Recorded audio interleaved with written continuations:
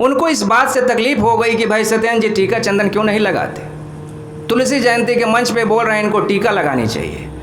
मैं यहाँ पे हर आदमी को देखता हूँ जो भी मंदिर चला जाता है पूजा करने वो टीका लगा लेता है, लेकिन टीका लगाने के पीछे का कारण, टीका लगाने के पीछे का विज्ञान हम नहीं समझते। टीका लगाना कोई फैशन नहीं है।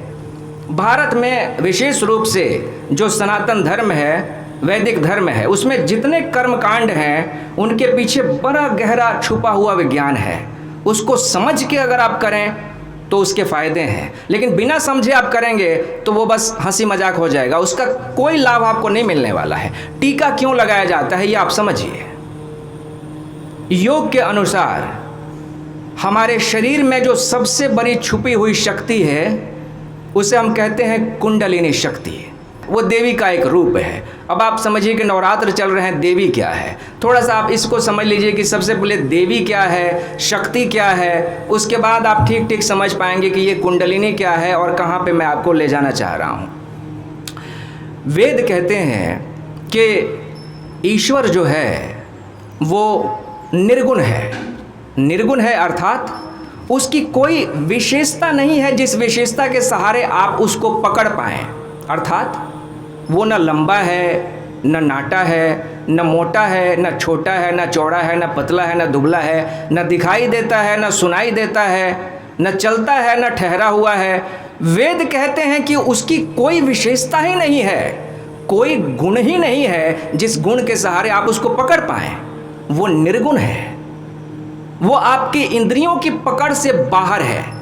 वो इतना सूक्ष्म है, सूक्ष्म से भी सूक्ष्म है कि वो पकड़ में ही नहीं आता। तो वो जो निर्गुण ब्रह्म है, जब वो सगुण हुआ अर्थात जब वो संसार के रूप में फैला, वही था एको अहम बहुश्याम। वेद कहते हैं कि वो एक था लेकिन बहुत हो गया, अनेक में टूट गया, बिखर गया, संसार के रूप में फैल गया, वही एको अहम बहुश्याम। तो वो जो निर्गुण ब्रह्म था जब सगुण हुआ तो उसके सगुण रूप को देवी कहा गया, उसके सगुण रूप को ही शक्ति कहा गया। सबसे पहले तो वो 3 रूपों में टूटा। त्रिगुण प्रकृति जिसको कहते हैं, तमोगुण, रजोगुण, सतोगुण, इसमें टूटा, जिसको आप कहते हैं काली, दुर्गा और सरस्वती। फिर ये 3 जो प्रकृति थी जिसको हम 3 देवियाँ कहते हैं, वो आगे और उनका विखंडन हुआ, आगे और उनका विस्तार हुआ। 108 रूप ले लिए उसने। उस शक्ति ने, परमात्मा की शक्ति ने 108 रूप ले लिए। तो शक्ति के 108 रूप हो गए, देवी के 108 रूप हो गए। देवी सप्तशती के पाठ में यह आता है कि पूरे शरीर में हमारे जितने अलग अलग अंग हैं, सभी अंगों में ये माना गया कि उसमें देवी हैं। देवी अर्थात शक्ति। उसमें आता है, देवी की स्तुति की जाती है, उसमें आता है कि भौहों में बैठी हुई एक देवी हैं। उनसे कहा जाता है कि भौहों में बैठी हुई है देवी, मेरी भौहों की रक्षा करें। आँखों में बैठी हुई देवी, मेरी आँखों की रक्षा करें। नासिका में बैठी हुई देवी, मेरी नासिका की रक्षा करें। मेरे ऊपर के होठ में बैठी हुई देवी, मेरे ऊपर के होठ की रक्षा करें। नीचे के होठ में बैठी हुई देवी, नीचे के होठ की रक्षा करें। जीभ में बैठी हुई देवी, जीभ की रक्षा करें। दांतों में बैठी हुई देवी, दांतों की रक्षा करें। देवी दांत में बैठी हैं जी। देवी के बारे में मैंने कहा कि देवी यानी शक्ति। शक्ति पूरे शरीर में विस्तृत है। शक्ति के सहारे तो ही शरीर चल रहा है। यदि आप भोजन करना छोड़ दीजिए, जैसे जैसे आपके शरीर में शक्ति कम होगी वैसे वैसे शरीर गिरता जाएगा। जिस दिन शक्ति पूरी तरह खत्म हो जाएगी उस दिन आप भी पूरी तरह खत्म हो जाएंगे, खेल खत्म। तो शक्ति के अलग अलग रूप हैं, 108 रूप हैं जो शरीर के अलग अलग अंगों में बैठे हुए हैं। तो देवी महात्म्य में देवी के अनेक अनेक नाम दिए गए हैं। उसी नाम में से एक नाम है कुंडलिनी शक्ति। देवी को कुंडलिनी शक्ति कहा गया है। ये हमारे शरीर की सबसे बड़ी शक्ति है, शक्ति का सबसे बड़ा स्रोत है। हर साधक, हर ध्यानी यही कोशिश करता है कि किसी तरह से वो सबसे बड़ा स्रोत जो है शक्ति वाला वो खुल जाए।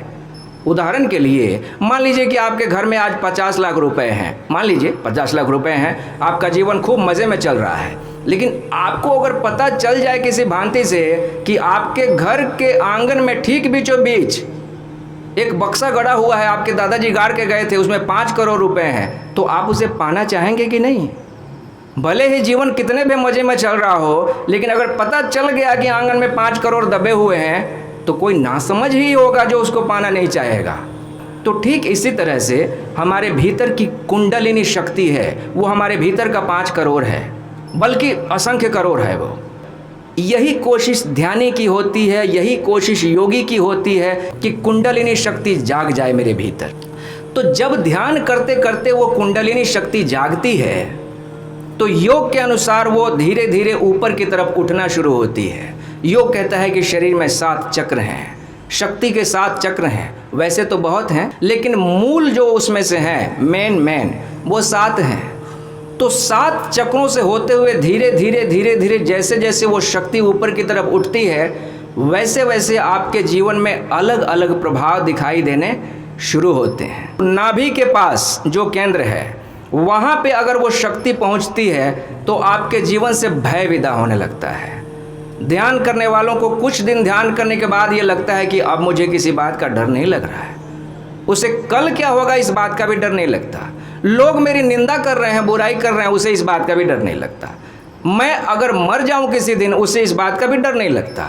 उसके जीवन से भय मिटने लगता है।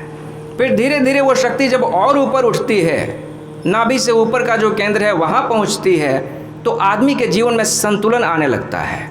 संतुलन अर्थात वो कोई भी निर्णय लेता है तो वो निर्णय जो है वो एक संतुलित निर्णय होता है। उस निर्णय पे उसको पछताना नहीं पड़ता। फिर और ऊपर जब वो शक्ति उठती है, आपके हृदय चक्र के पास पहुंचती है, तो आपके जीवन में प्रेम पैदा होने लगता है, सभी के प्रति प्रेम पैदा होने लगता है। अभी जो हमारा प्रेम है वो सीमित है, कुछ लोगों के लिए है। मेरी पत्नी, मेरे बच्चे, मेरे माता पिता, मेरे पड़ोसी, मेरे दोस्त, सीमित प्रेम है जिसे हम मोह कहते हैं। शक्ति जब हृदय चक्र पे पहुंचती है तो प्रेम जो है वो फैलने लगता है, पूरे संसार के लिए प्रेम अनुभव होने लगता है। जितने जीव जगत हैं, प्राणी हैं, सभी के लिए प्रेम पैदा होने लगता है भीतर। वही शक्ति जब थोड़ा और ऊपर उठती है, विशुद्धि के पास आती है, कंठ के पास, तो आदमी के वाणी में एक मधुरता आ जाती है। जब वो बोलता है तो वो लोगों पे जादू करने लगता है, उसकी वाणी में एक मिठास आने लगती है। तो इसके पता चलता है कि शक्ति जो है वो विशुद्धि पे पहुंच चुकी है। उसके ठीक ऊपर, विशुद्धि से ऊपर जो है, दोनों भौहों के बीच छठा चक्र जो है उसे कहा जाता है आज्ञा चक्र। आज्ञा चक्र को ही त्रिनेत्र कहा जाता है। तो आज्ञा चक्र पे जब शक्ति पहुंचती है, ऊर्जा पहुंचती है, तो उसका प्रभाव ये होता है कि आदमी जो है भूत, वर्तमान और भविष्यत तीनों को देखने लग जाता है। कल क्या होगा उसके भीतर ये पता चल जाता है। अनहोनी घटनाओं के बारे में उसे पता चलने लग जाता है। बीते समय के बारे में उसे पता चलने लग जाता है। पिछले जन्म की बातें याद आने लगती हैं। त्रिकालदर्शी होने लगता है आदमी। दूसरा प्रभाव ये होता है यहाँ पे जब शक्ति पहुँचती है तो, कि वो व्यक्ति सम्मोहनकारी हो जाता है। जब वो आपकी तरफ देखेगा आपकी आंखों में, तो आप मोहित हो जाएंगे, आपको सम्मोहित कर लेगा। गुरु को पता चलता है कि जब ध्यानी ध्यान कर रहा है तो इसकी शक्ति कहाँ पहुँच रही है, जिसको मैं ध्यान करवा रहा हूँ ये कहाँ तक विकसित हुआ। तो जैसे ही गुरु को पता चलता है कि भाई इसकी शक्ति यहाँ पे पहुँच गई है, तो अब खतरा है। खतरा ये है कि ये दूसरों के जीवन को नुकसान पहुँचा देगा। किसी को देखेगा उसको सम्मोहित कर लेगा, उसका शोषण कर लेगा। सामने वालों को पता नहीं चलेगा, लेकिन सामने वाला इसका पिछलग्गू हो जाएगा, सामने वाला इसके ऊपर लट्टू हो जाएगा, दीवाना हो जाएगा। पहले गांव में जब जोगी आते थे तो हम बच्चों को कहते थे कि मत जाना उसके पीछे। हमारे माता पिता भी कहते थे कि घर में छुप जाओ, देखना मत उसे। जोगी देख लेगा तो बच्चा पीछे पीछे पीछे पीछे चला जाएगा, क्योंकि जोगी का त्रिनेत्र जो है वो खुल गया है। उसकी शक्ति जो है यहाँ पे है। अगर एक बार देख लेगा किसी को तो मोहित कर लेगा, वो आदमी मुग्ध होकर उसके पीछे पीछे चल देगा। तो देखने से मना किया जाता है। इसलिए गुरु कहता है कि जब भी तुम्हारी शक्ति यहाँ पहुँच गई, त्रिनेत्र पे पहुँच गई, तो अपने माथे को ढको। किसी भांति से ये जो त्रिनेत्र है, ये जो आज्ञा चक्र है, उसको ढक लो, ढक के रखो। एक तो शक्ति बाहर की तरफ विकसित होगी, बाहर जाएगी तो दूसरे का नुकसान होगा और तुम्हारा भी तो नुकसान हो रहा है। शक्ति बाहर की तरफ जा रही है, बिखर रही है, उसे रोको अपने भीतर। चंदन लगा के रखो, टीका लगा के रखो, किसी भांति से ढक के रखो। तो आपने देखा भारत में जितने साधु महात्मा हुए, या तो यहाँ चंदन से पोत लेते हैं, या लंबा टीका लगाते हैं, या गोल टीका लगाते हैं। तो टीका लगाने के पीछे का ये विज्ञान है। लेकिन एक आदमी जो ना ध्यान कर रहा है, ना किसी तरह की साधना कर रहा है, वो मंदिर में जाता है और देखा देखी टीका लगा लेता है। पंडित जी उसको टीका लगा देते हैं, पैसे ले लेते हैं, तो उसका क्या फ़ायदा है उसको? वो तो देखा देखी वाली बात हो गई ना। तो यूं ही टीका लगाने का हम फैशन मान के चलते हैं। 2016 से 2018 तक जब मैं ध्यान कर रहा था, लगातार बहुत कई घंटों ध्यान करता था, तो सदगुरु का ये आदेश था कि जो 3 चक्र हैं हमारे, जैसे मैंने आपसे कहा, हृदय चक्र, विशुद्धि चक्र और आज्ञा चक्र, यहाँ पे विभूति लगानी होती थी। तब मैं रुद्राक्ष भी पहना करता था। 3 जगह ध्यान करने के बाद विभूति लगाई जाती थी। ऑफिस में भी मैं लगा के चला जाता था। ऑफिस वालों को भी समझ में नहीं आता था, तो उन्होंने पहले तो कुछ नहीं पूछा। उन्होंने लगा कि शायद कहीं मंदिर गया होगा तो टीका लगा के आ गया है। लेकिन उन्होंने देखा कि ये टीका जैसा तो लगता नहीं है, पता नहीं क्या ये है, राख जैसी चीज़ लपेट लिया है। तो कुछ दिनों के बाद उन्होंने देखा कि भाई जब लगातार ही मैं लगा रहा हूँ, तो उन्होंने पूछा। तो मैंने उनको बताया कि आजकल ध्यान का अभ्यास चल रहा है और जैसा कि गुरु का आदेश है, ये लगाना है यहाँ पे। लेकिन एक बार जब वो ऊर्जा, जब वो शक्ति यहाँ से ऊपर उठ जाती है, सहस्त्रार जो 7वां चक्र है वहाँ पहुँच जाती है, फिर टीका की कोई आवश्यकता नहीं रह जाती। टीका की आवश्यकता खत्म हो जाती है, फिर इसको ढकने की कोई ज़रूरत नहीं रह जाती है। तो ये टीका के पीछे का विज्ञान है।